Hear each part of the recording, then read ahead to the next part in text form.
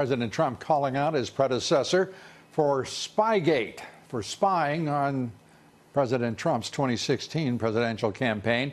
The president also told ABC's George Stephanopoulos that, quote, lowlifes in the FBI worked to prevent him from winning the presidential election.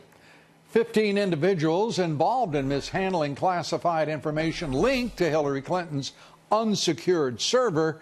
The State Department sharing these shocking details with Senator Charles Grassley. He's been leading the congressional oversight into that scandal. It hasn't exactly moved ahead, has it? No names of those employees were released, no specifics yet concerning possible disciplinary action, if any. As I say, it's not moving quickly, is it?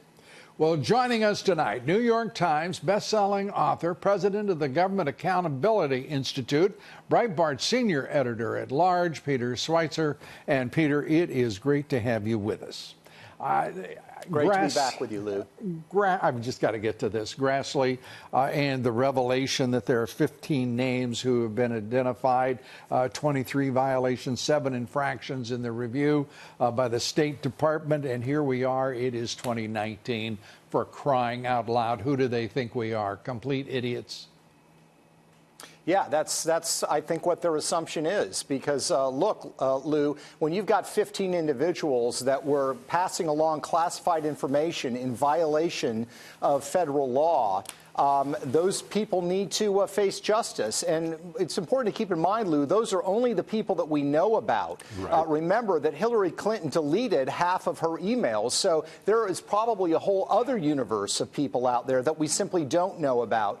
And this is what frustrates people, this sense that justice is not equally applied. And it's probably not going to be applied here unless this attorney general decides to do so.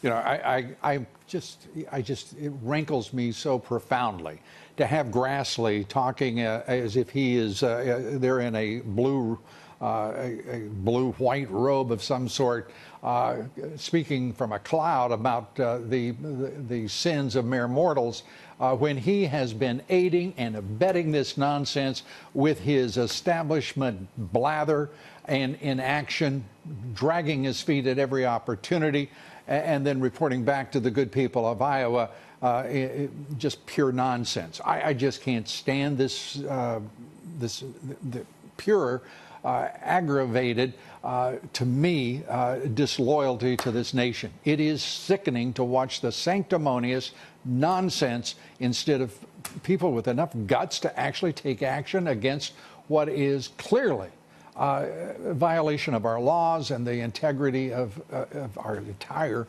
system. Yeah, I mean, Lou, I've used this analogy with you before, but what goes on in Washington, D.C., it's a lot like professional wrestling. You know, when you see it for the first time, you think that the combatants don't like each other, they hate each other, they're hitting each other. The fact of the matter is they're business partners, they're working together. And there's a lot of that in Washington, D.C., where, you know, one party will sort of call out the other party in a very sort of stern way. But as a matter of fact, they're not doing anything other than trying to create the impression that there's conflict and combat. So this is the problem that frustrates people. And, you know, until we get some leadership change in the Republican Party, you're probably not going to see a lot of movement on this, because it's comfortable. It's comfortable for them to operate this way. And for the national left-wing media, who are complicit with the radical Dems, it's just another day at the box office, and we'll see how the receipts play. Unfortunately, President Trump saying that Obama had to know about this effort, this conspiracy, this effort to overthrow his candidacy and then overthrow his presidency. He's exactly right. How could it be otherwise? Yeah, I mean, look, I think we all know, if you watch the FBI or the CIA or any intelligence service, if you are going to undertake a very, very politically sensitive surveillance spying operation, you are going to let the White House know. In my mind, there's no way that this operation occurred without sign-off at the highest levels of the White House. Part of it is because the FBI and the CIA are protecting their own institutional viability with the president's. But part of it is they also want the president essentially to support or to authorize what they're doing because they don't want to be hung out to dry.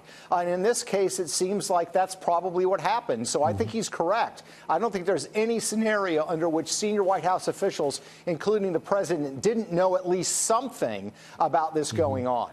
And we also have the corroboration of the text between Page and Strzok talking about this from the White House, twice making references to the president and to the White House as to what they wanted to know and how they wanted to be certain that things were going, quote unquote, by the book.